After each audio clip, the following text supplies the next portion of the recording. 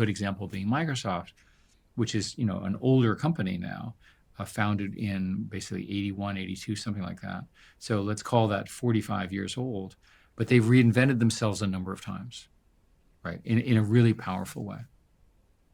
We should probably talk about this then before we move on, which is what you're talking about there is that sort of founder, things people now refer to as founder mode, that founder energy, that high conviction, that sort of disruptive thinking, and that ability to reinvent yourself. I was looking at some stats last night, in fact, and I was looking at how long companies stay on the S&P 500 on average now, and it went from 33 years to 17 years to 12 years average tenure. And as you play those numbers forward, eventually in sort of 2050, an AI told me that it would be about 8 years.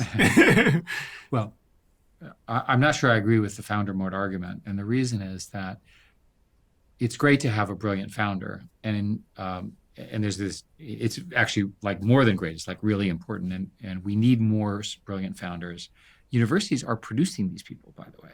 They do exist and they show up every year. Another Michael Dell at the age of 19 or 22. These are just brilliant founders. Obviously Gates and Ellison and sort of my generation of brilliant founders, Larry and Sergey and so forth. For anyone that doesn't know who Larry and Sergey are and doesn't know that sort of early Google story, can you give me a little bit of that backstory, but then also introduce these characters called Larry and Sergey for anyone that doesn't know? So Larry Page and Sergey Brin met at Stanford. They were on a grant from, believe it or not, the National Science Foundation as graduate students. And Larry Page invented a algorithm called PageRank, which is named after him. And he and Sergey wrote a paper, which is still one of the most cited papers in the world. And it's essentially a way of understanding priority of information. And mathematically, it was a Fourier transform of the way people normally did things at the time. And so they wrote this code.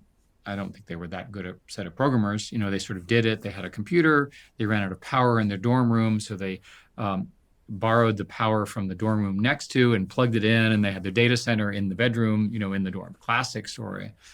And then they moved to a building that was owned by the sister of a girlfriend at the time.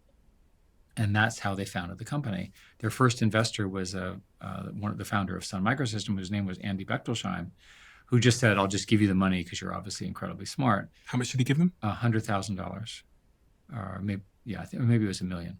But in any case, it ultimately became many billions of dollars. So it gives you a sense of this early founding is very important. So the founders then set up in this little house in Menlo Park, which ultimately we bought at Google, as a museum. And they set up in the garage, and they had Google World Headquarters in neon made, and they had a big headquarters with the 4 employees that were sitting below them and the computer that Larry and Sergey had built. Larry and Sergey were very, very good software people and obviously brilliant, but they were not very good hardware. And so they built the computers using corkboard to separate the CPUs. And if you know anything about hardware generates a lot of heat, and the corkboard would catch on fire. So eventually, when I showed up, we started building proper hardware with proper hardware engineers. But it gives you a sense of the scrappiness that was so characteristic. And today there are people of enormous impact on society. And I think that will continue for many, many years. Why did they call you in, and at what point did they realize that they needed someone like you? Well, Larry said to me, now they're very young. He looked at me and said, "We don't need you now, but we'll need you in the future." We'll need you in the future. Yeah. So one of the things about Larry and Sergey is that they thought for the long term. So they didn't say Google would be a search company. They said the mission of Google is to organize all the world's information. And if you think about it, that's pretty audacious 25 years ago. Like, how are you going to do that? And so they started with web search.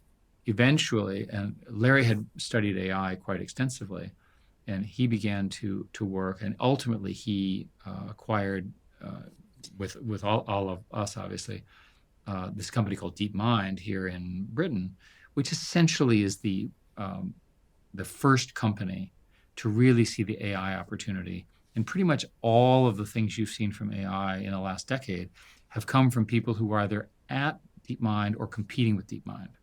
Going back to this point about principles then, before we move further on, as it relates to building a great company, What are some of those founding principles? We have lots of entrepreneurs that listen to the show.